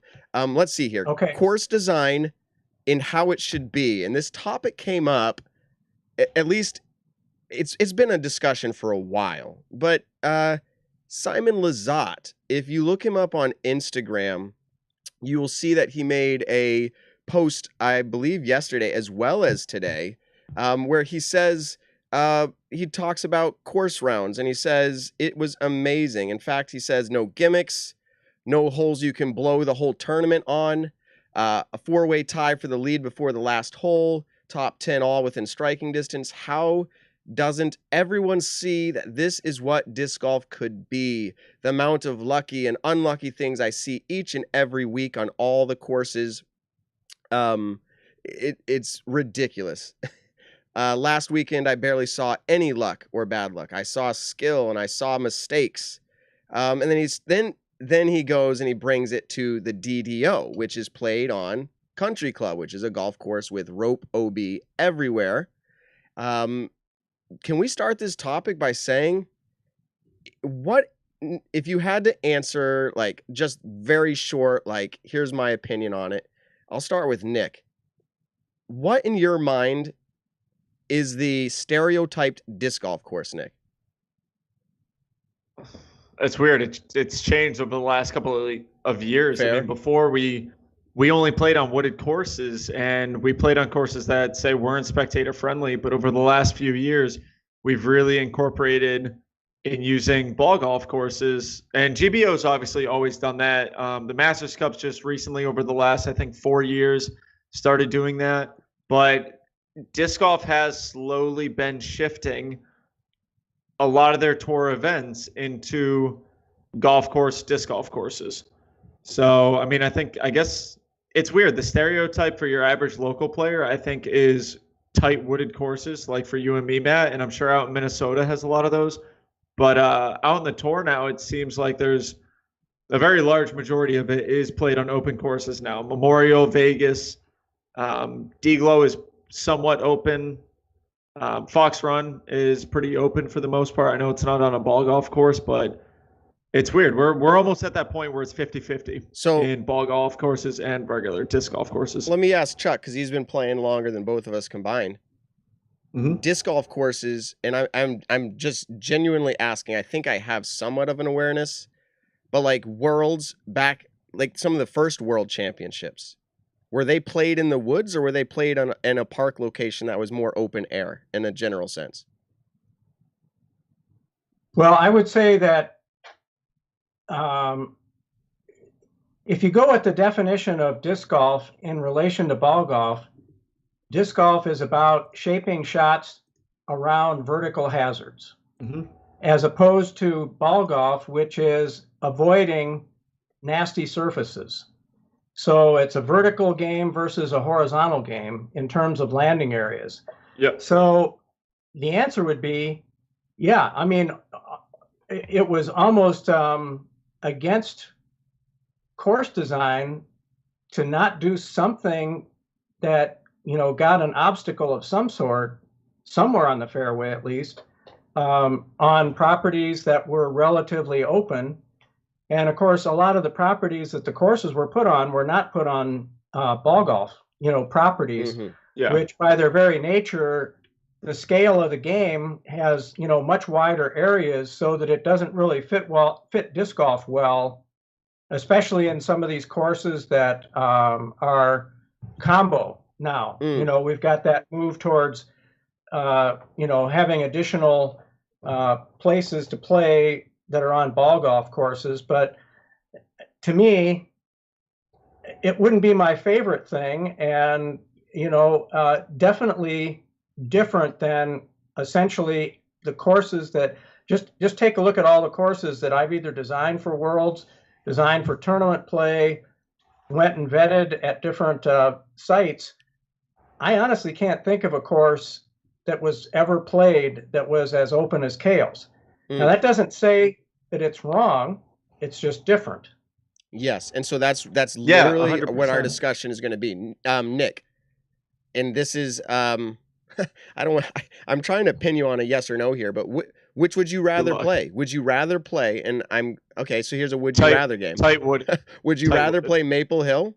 And I know you haven't played the Preserve Championship, so let's pick another one. Let's pick Memorial. No, that's not Oh, really fair. But no, you know what I'm You saying. can do Memorial. I've played Memorial. But you know what I'm saying. So, Which type would yeah. you rather play personally? Tight wooded. Okay. Like Brewster Ridge. Even Fox Run is probably so far the most wide open course that I've played that I was like, wow, this course is amazing to play. So And that's, I think, because it's a very incredibly well designed course. But yeah, Maple Hill over Arizona or Vegas or anything like that. Maple Hill 1,000%. So, and here's an interesting point to that, and I think Chuck's going to be able to show us this in just a second, is, and this might sound crazy, but my son's really good at disc golf, and I went out and played with him on the new layout at Maple Hill. It's called Diamonds. It was the FPO Gold, or it was the Gold modified for the female division, which is how I should say it, but now it's being revamped, new holes, new tee pads, and I went out with my 10-year-old, and no joke, by hole 11, and good to him, we were like tied, or he was one behind me. Yeah.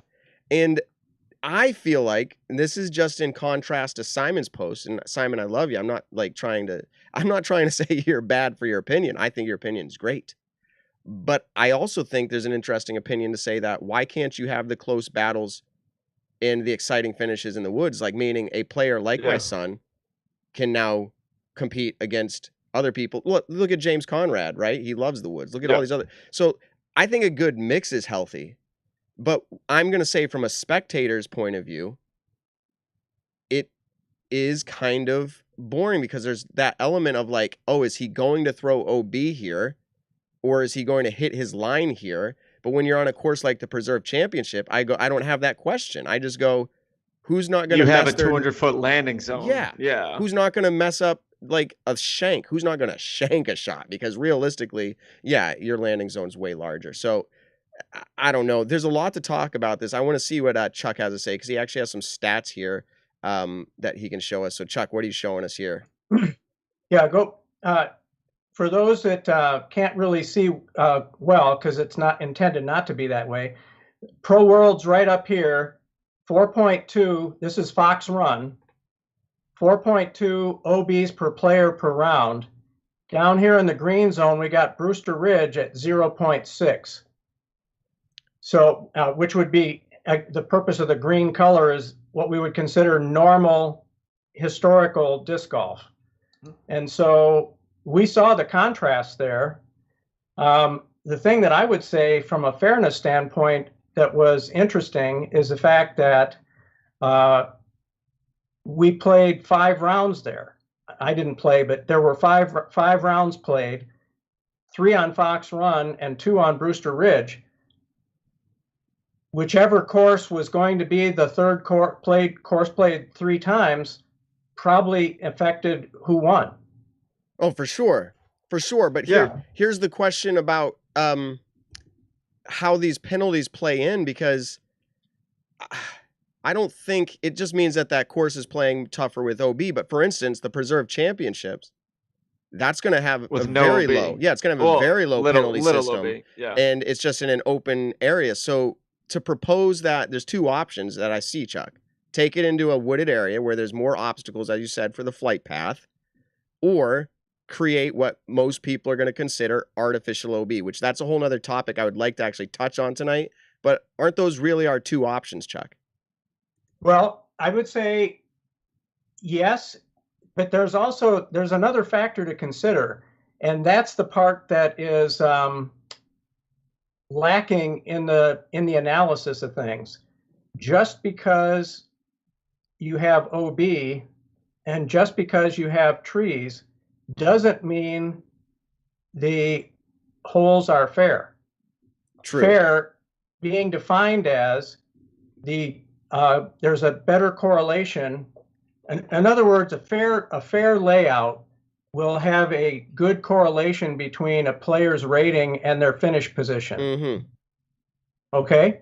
So just having trees, you can have a terrible course for correlation, or you can have a great course. And that's the essence of course design.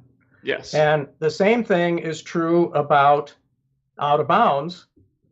Is the out of bounds fairly testing the skill of the players, meaning are worse players taking more penalties than better players as defined by their rating. Mm-hmm. Okay. So yeah, I mean, the answer is, a qualified, yes, but design is where I think there's a big failure. And part of that is the fact that we haven't developed a testing regimen where courses are tested before we play them in tournament high-level competitions. We used to do that back when I was involved in doing, some of the vetting for the worlds and whatever. There would be test events, and then we would look at the numbers and say, these holes need to be tweaked to play better with a better correlation than they showed in the test. Yeah. And so, of course, part of the problem is testing them. Most of the time, you're not going to have the top players there to do the test. So you're testing it with lower level players. So it's a tricky situation, but that's something that could potentially improve things going into the future. And of course, Cale didn't have the opportunity, right. to shake down and say, holy buckets, this is playing way too easy. And, he just said, look, we'll just have to take it as it is. And frankly, it ended up, being there were enough players that were close to each other. Unfortunately, unless you were a bomber, you couldn't be in that discussion. Yeah, right. So there's a lack of fairness if, in fact, only distance is being tested. Okay. So can you do this one more time? Just pull up your full screen. I want to have a conversation here between the three of us on these few topics. We're going to wrap it up here. I know people are appreciating the show.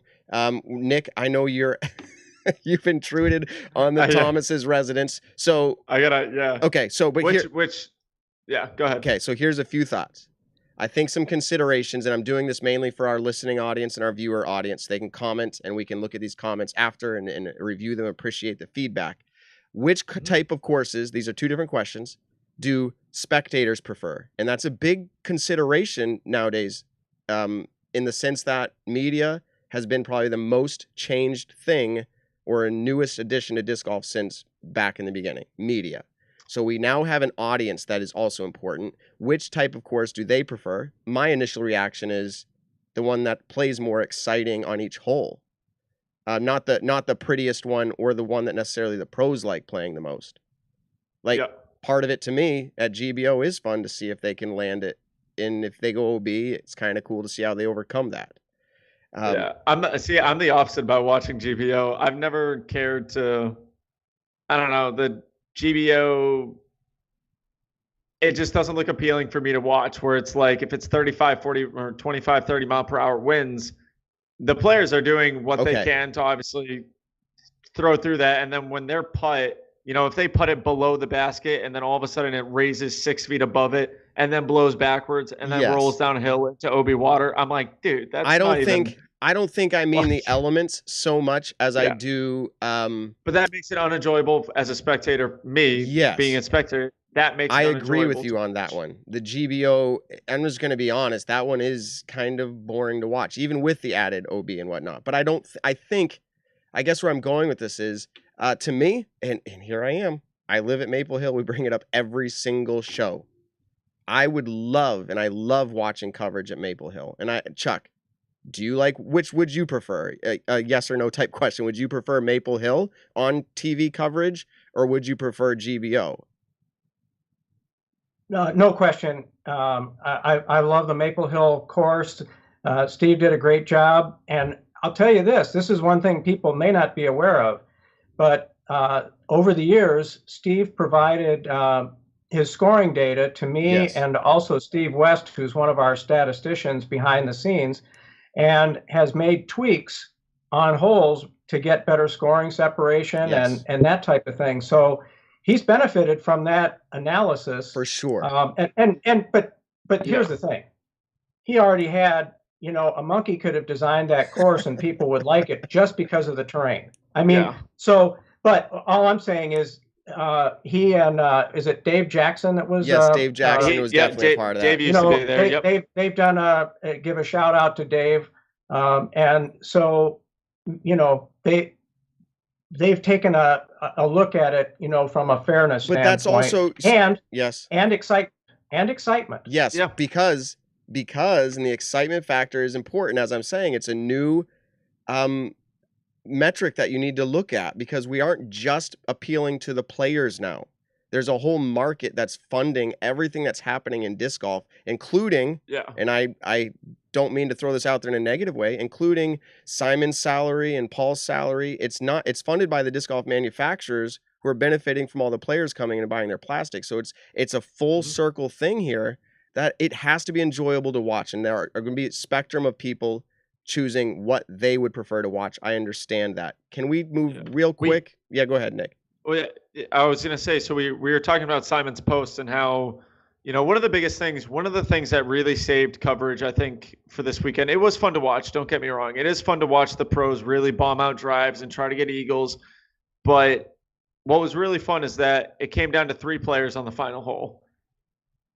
That doesn't just happen at open courses. Like, Look at how many times, Matt, you and I watched at Maple Hill coming down into hole 18. Ricky throws a flick up shot with a putter, and he gets Ricky Wysocki. He hits the back wall, and it rolls. I was OB, there. And it landed. The disc ended under Stephanie's, my wife's chair. It was very cool. Yeah. Kale won it one year, and then there was a sudden death between Bradley and MJ. Yes. Every weekend's different. There have been so many tournaments in the world that on wooded courses. So 2014 Worlds, you had the most epic playoff that will probably ever happen in disc golf, and that was on a pretty wooded course. But that's more enjoyable for me as a consumer and a player to watch and play. Now, is, like Chuck said, shaping shots through vertical objects. Do the players have to enjoy it, or else they won't come and play? For sure. How many pros are making decisions off if they like the courses or not? A bunch. Now, if the payouts get high enough, that might influence it as well, which is also interesting. Exactly. So this is kind of the last little topic out of here, is the idea of, what is your opinion, Chuck, in all of your course designs? I'm sure there's a preference, but in all of your course designs, and let me define what I'm about to say.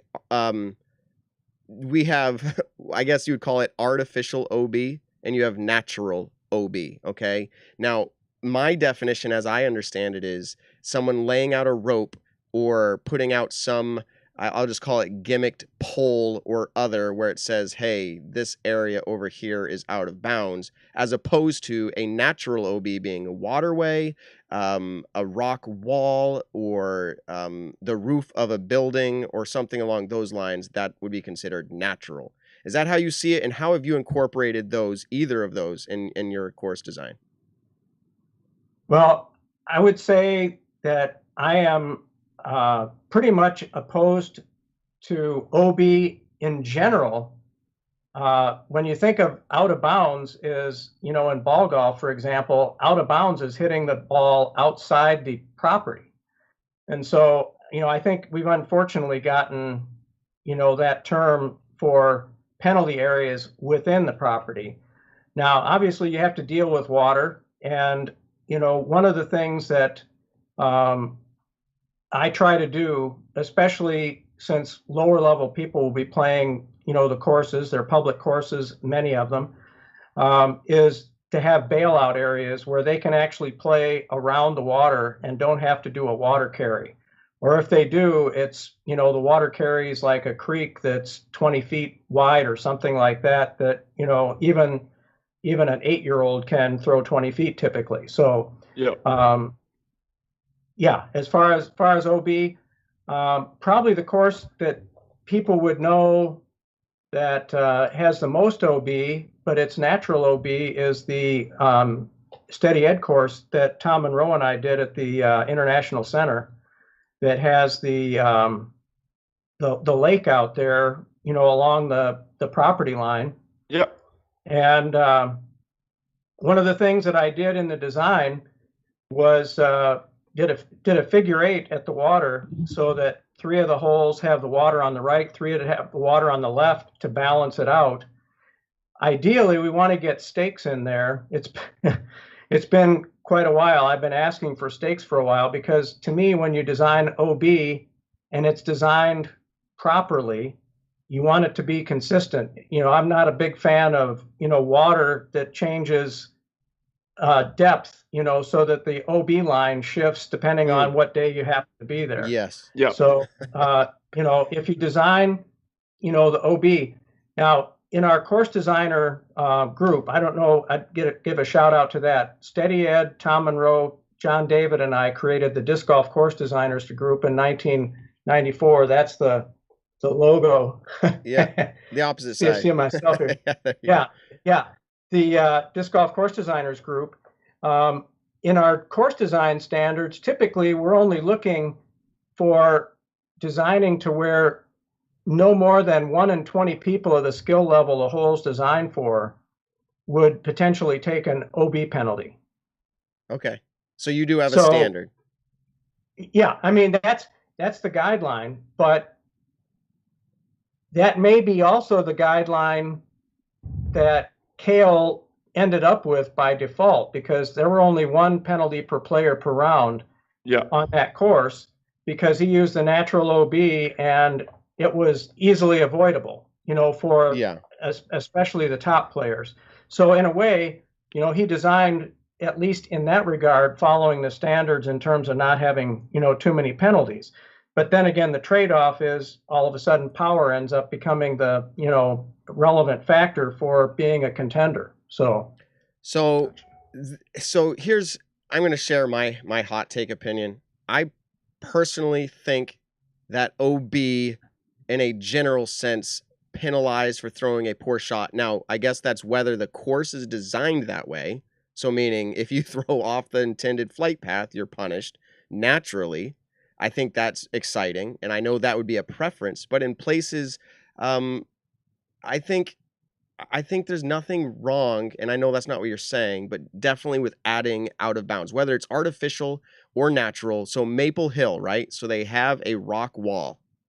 Would people consider that natural OB to say, hey, if I throw out of this field and over the rock wall into the woods that runs, perpendicular to the whole way, is that out of bounds? I think, is that natural? Some would say no. I feel like I think it's natural. It's a landmark that's been there forever. They run a rope down the top of it. I guess here's my point.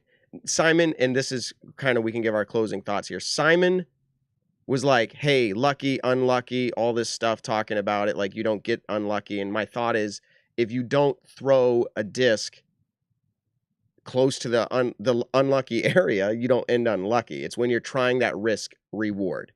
And so just to me, I feel like I appreciate a risk reward. And when people are pushing the limits of that, whether it's they go out of bounds that we've created because we want to create that option. So for instance, how would you change, and I'm not expecting you to say you would, but how would you change hole 18 at Maple Hill with that OB island green? That's totally unnatural, yet it's been the history of the course since its inception. As Nick said, the exciting finishes. That plays perfectly for that hole. The audience, the players alike, and some feel like they've gotten unlucky. Do you have any thoughts on that as we get ready to close out hole 18? Me personally? Yeah, Chuck, like, what do you think? Do you like that, or would you change it? Here's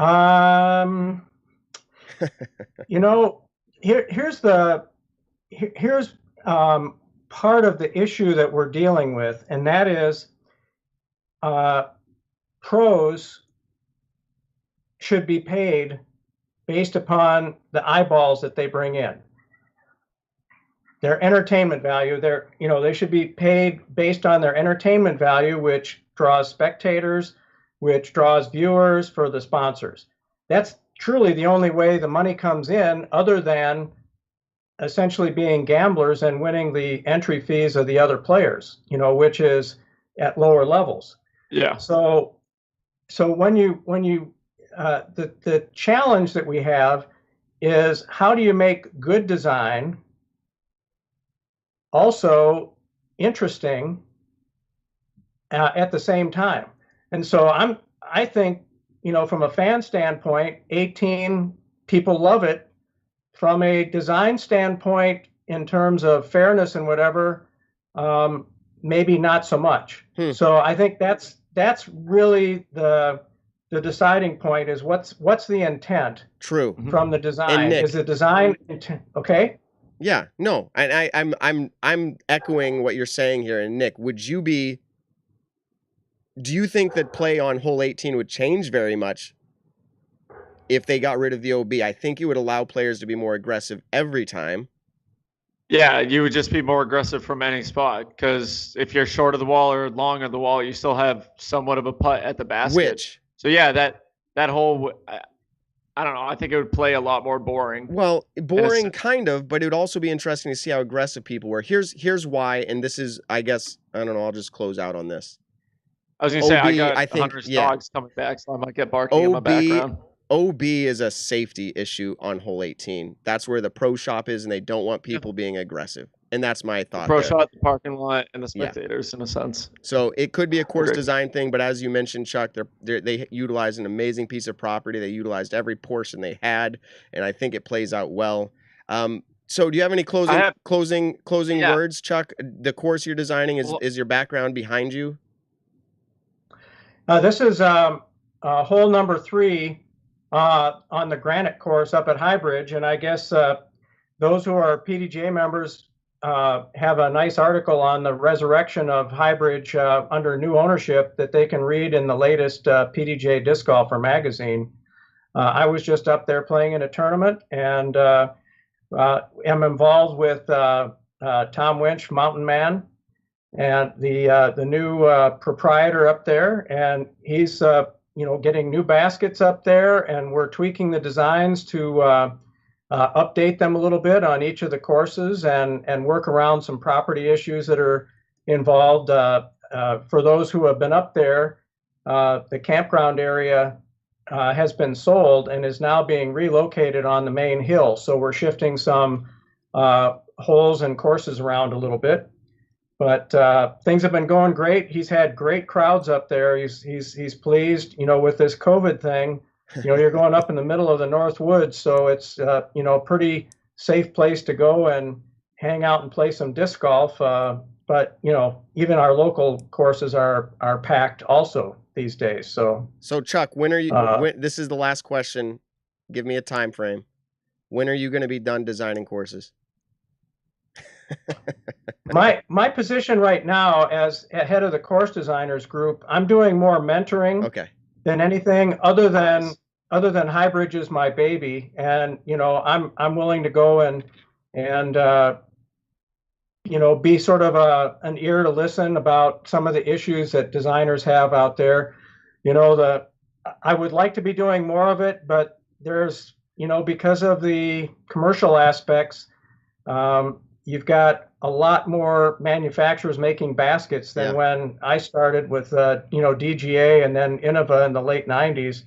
So now people are keeping things close to their vest with regard to design, and unfortunately, I think in some cases they're not necessarily getting as good design advice as they might, because they're using their own internal people that work or rep for their particular manufacturer of baskets. But that's just growth. That's growth in the industry, and all I hope is that people pay attention to what some of us in the past that are experienced have had successes with. I mean, a lot of us have courses that are still popular to this day, and there's some subtle things that we've done that may not be obvious that have made them maybe more successful than they might have been otherwise. So don't stop.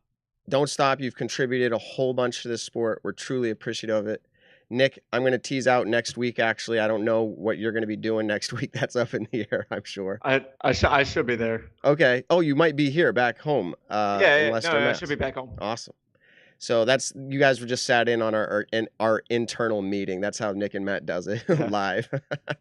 So what are we doing? All right. Yeah, no, next week, guys, teasing it out right now. Actually, and I'm sure Chuck, you know this individual, John Hauk.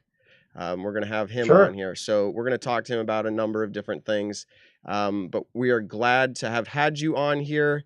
Nick, thanks for joining remote. This is the Nick and Matt show, so I'm glad you did it. Yeah. And No, it's been super awesome. I want to thank Chuck as well, and especially want to thank Hunter and his wife Lizzie for letting me do this the whole time. But no, I want to thank everyone who tuned in tonight. I don't know any of the numbers or anything, but to anyone who tuned in and commented live, Matt was able to see it. I want to just say how appreciative we are of that. And then for all the podcast listeners listening later, give us a comment, ask us more questions, because I'm sure we'll have Chuck on the show again. The rating system, a lot of us will never fully understand it. It's just that's just the way it goes with that. No, that's just how smart Chuck is and how dumb we are. Exactly. He created bingo. And so no, just leave some comments down. And again, thank you everyone for being on tonight. Matt, I'll let you send us out. All right, guys. Until next week, we're here in disc golf and we're going to talk about it. So thank you guys. Let's talk to you guys later. Peace out. Thanks for tuning in to the Nick and Matt Show. Be sure to check us